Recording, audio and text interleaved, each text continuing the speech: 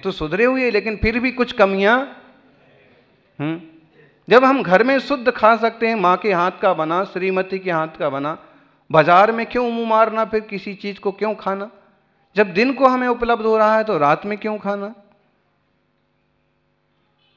बोलो आप लोग सुधरे हो ना? यूं सुधरे हैं कि हम कभी अभक्ष नहीं खाते, हम कभी गंदी संगति नहीं करते,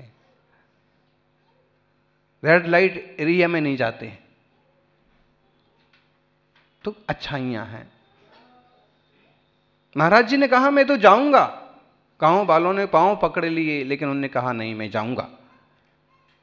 चले, डाकू भी मिला, जोर से हंसा। ऐसा भी आदमी होता है, कुछ भी नहीं है फिर भी कुछ तो होगा।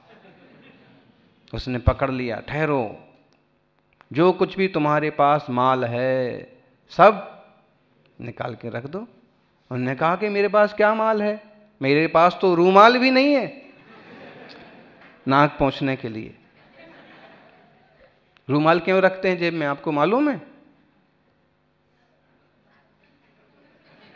नाक पोंछने के लिए। और कभी कभी तो कोई धर्मात्मा उसी रूमाल से महाराज का भी मुंह पोंछने लगते हैं।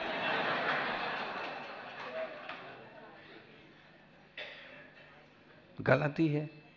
कई बार अविवेक से हमारा पांव भी लग जाता है गुरुदेव को, चलते वक्त धक्का भी लग जाता है, कई बार हमारे कारण से वो गिरते गिरते बचते हैं। तो ऐसे नहीं होना चाहिए।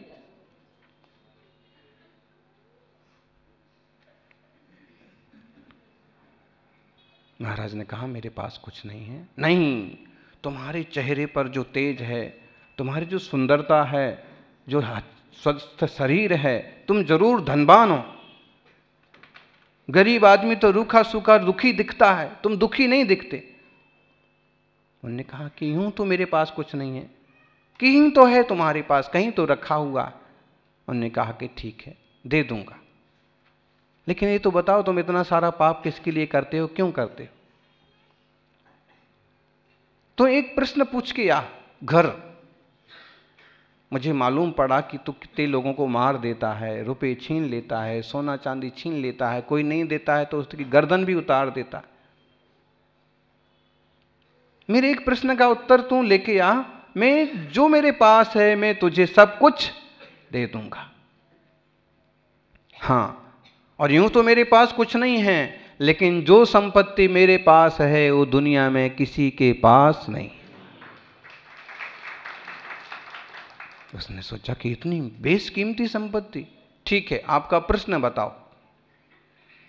मेरा प्रश्न ये है कि घर जाके पत्नी से, बच्चों से, सबसे पूछ के आओ कि ये जो पाप करते हो, तुम दूसरे को सताते हो, काटते हो, पीटते हो, दुखी कर देते हो, इस पाप का जब फल उदय में आएगा, जब नरक जीव जाएगा, तो इस फल भोगने में, खाने में तो सब शामिल हैं, जब उदय आएगा तो कौन कौन शामिल होगा? डाकू ने कहा तुम उल्लू बना के मुझे भाग जाना चाहते हो, मैं भागने नहीं दूंगा। रस्सी से बांध दिया। अरे भाई रस्सी से बांध दो, लेकिन प्रश्न का उत्तर लेकर के आओ। घर गया, बच्चा बाहर खेल रहा था, और जैसे बच्चे पिता के पांव से लिपटते हैं, वो लिपटा नहीं, उल्टा भागा। अरे भागता क्यों, पास में आ, पास में। नहीं, पास में नहीं आऊंगा, मैं स्कूल जाता हूं, सारे बच्चे मुझे चिढ़ाते हैं, डाकू का बच्चा है, मेरे से कोई दोस्ती नहीं करता है, कोई पास नहीं बैठने देता है, बस्ते के पास नहीं टिकने देता है, ये चुरा लेगा, उठा ले जाएगा, डाकू का बेटा। मुझे तुमने पैदा क्यों किया? सुख दुख में शामिल होना तो दूर, डर के भागा। गलत काम करने वालों की दशा।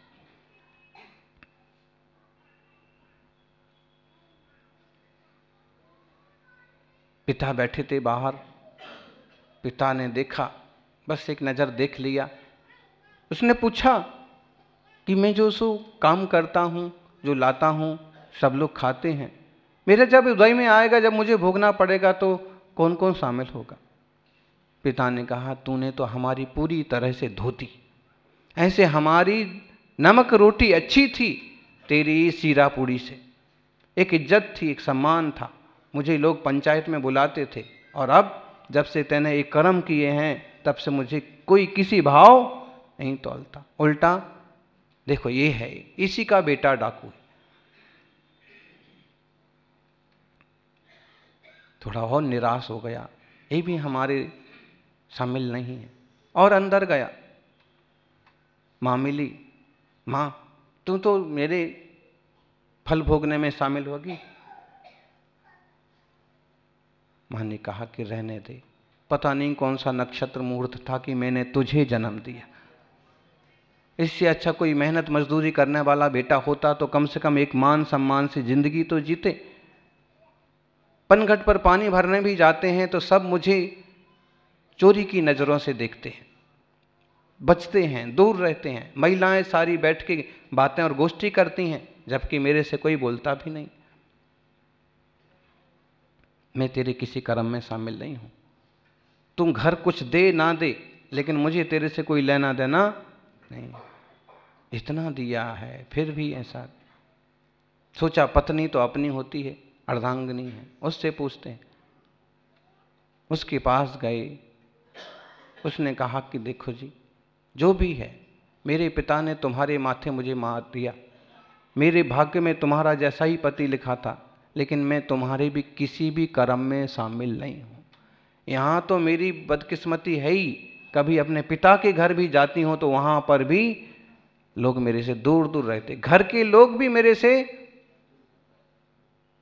ऐसा जीवन से तो मरण अच्छा। तुम्हारी धन संपत्ति मुझे नहीं चाहिए। तुमने किया है तुम भुगतना। पुलिस पकड़ने आती है, डाकू को पकड़ता कौन है? पुलिस। और पुलिस पकड़ के लेके जाती है तो दुख सुख किसको भोगना पड़ता है? उसी को ही तो भोगना पड़ता है।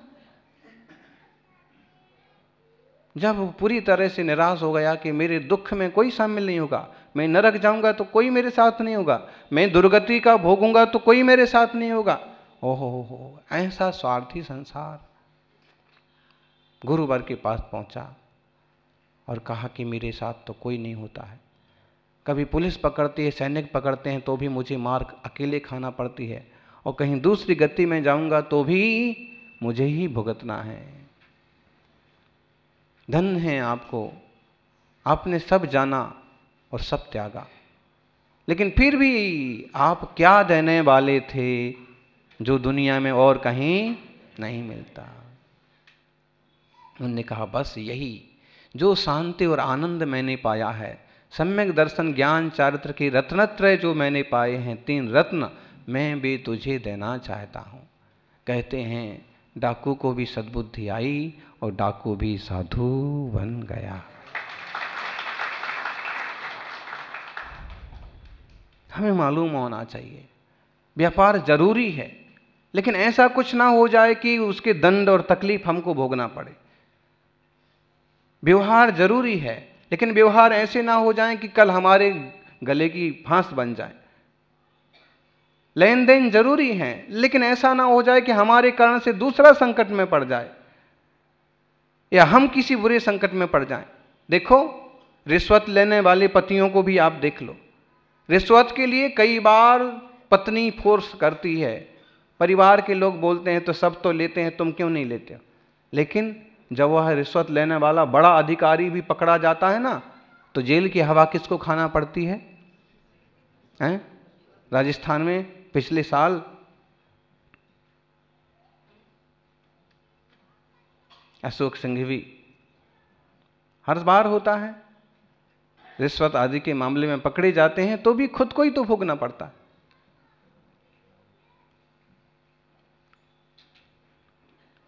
कर्म जैसे करेंगे, कर्म जैसे करेंगे, फल भी वैसे मिलेंगे। बोएंगे नीम गर तो आम कैसे लगेंगे। कर्म जैसे करेंगे वैसे फल भोगेंगे। अगर नीम का बीज बोया है तो नीम ही तो होगी। आम थोड़ी ना उगेंगे। धर्म ध्यान के बीज हम बोते हैं तो पुण्य की फसल खिलखिलाती है, शुभ के उदय आते हैं, और पाप के बीज बोते हैं तो अशुभ के उदय आते हैं, दुख भोगना पड़ते हैं, कष्ट आते हैं। भगवान महावीर स्वामी ने हमें वो मार्ग दिया है जिस मार्ग से चल करके हम भी शुद्ध हो सकते हैं, कर्म पुण्य पाप के पार हो सकते हैं। हमें संसार की कुछ उपलब्धि हो ना हो, लेकिन हमें अपने आत्म स्वभाव की उपलब्धि हो जाए, यही दुनिया की सबसे बड़ी उपलब्धि है। जानियो, दुनिया में घड़ी सुधारने वाले मिल जाएंगे, दुनिया में घड़ी सुधारने वाले मिल जाएंगे, लेकिन अपना समय खुद अपने को सुधारना पड़ता।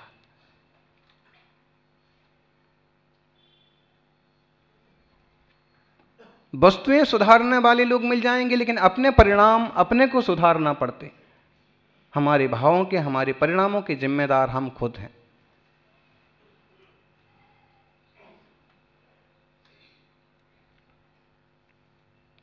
वक्त आपका है, चाहो तो सोना बना लो, चाहो तो सोने में गुजार दो। दुनिया आपके बदलने से नहीं बदलती है, दुनिया आपके उदाहरण से बदलती है। महावीर स्वामी ने वही किया, जो समय हमें मिला है वही महावीर स्वामी को मिला था। महावीर स्वामी की आयु कितनी थी जी राकेश भाई?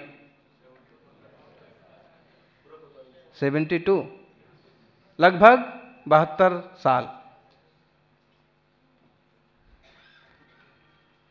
72 साल। हमारी आयु भी कितनी? 72, 75, बहुत हुआ तो घिस घिसा करके 80 हैं, और 80 तक पहुंचते पहुंचते हो जाते हैं लस्सी एकदम।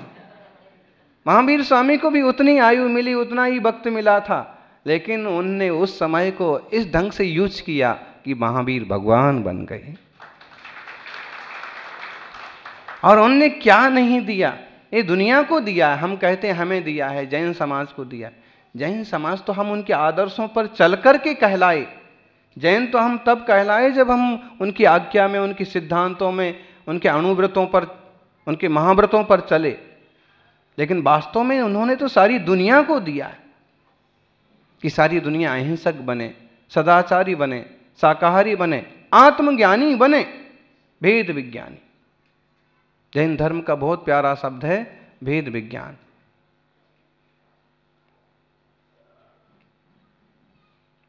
आत्मज्ञान, आत्मविज्ञान, सोल साइंस, सेल्फ साइंस।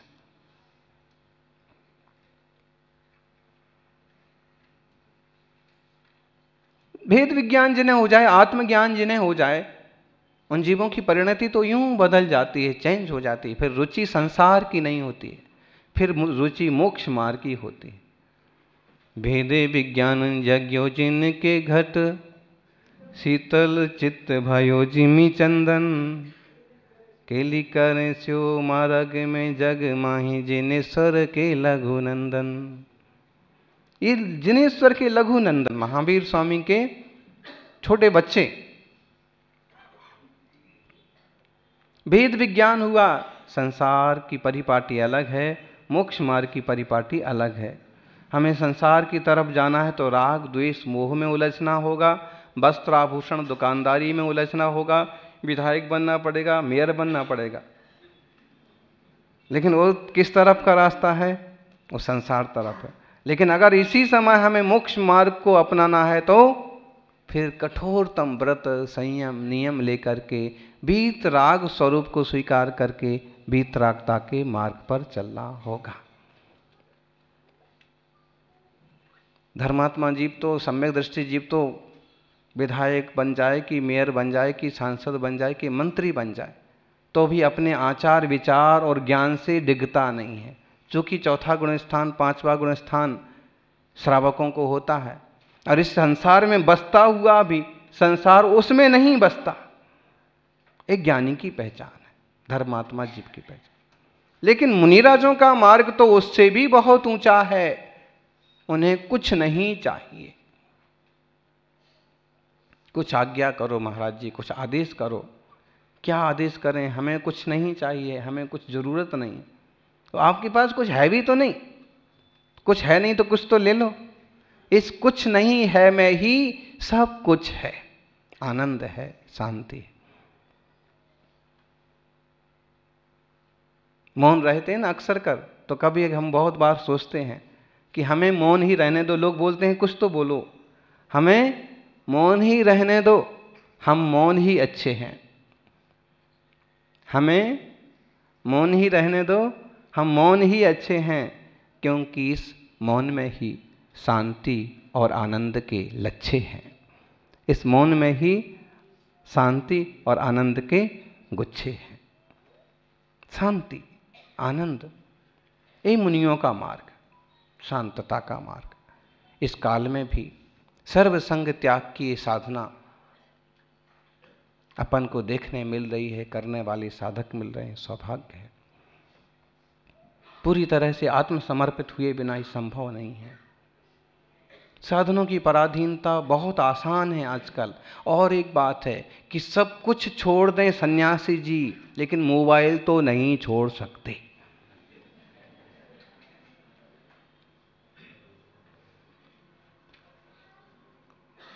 कुछ भी नियम दिला दो, लेकिन मोबाइल त्याग नहीं कर सकते। क्यों? एक वो ऐसा साधन है कि जिसमें कई सारी चीजें आ जाती हैं, जबकि ऐसे निर्ग्रंथ तपस्वी उनके पास कुछ भी होता नहीं। जो परिग्रह त्याग महाव्रत की बात आती है ना, उसका शुद्ध स्वरूप आप देखिए, दिगंबर मुनि। परिग्रह मतलब आल लिव, सब कुछ त्याग।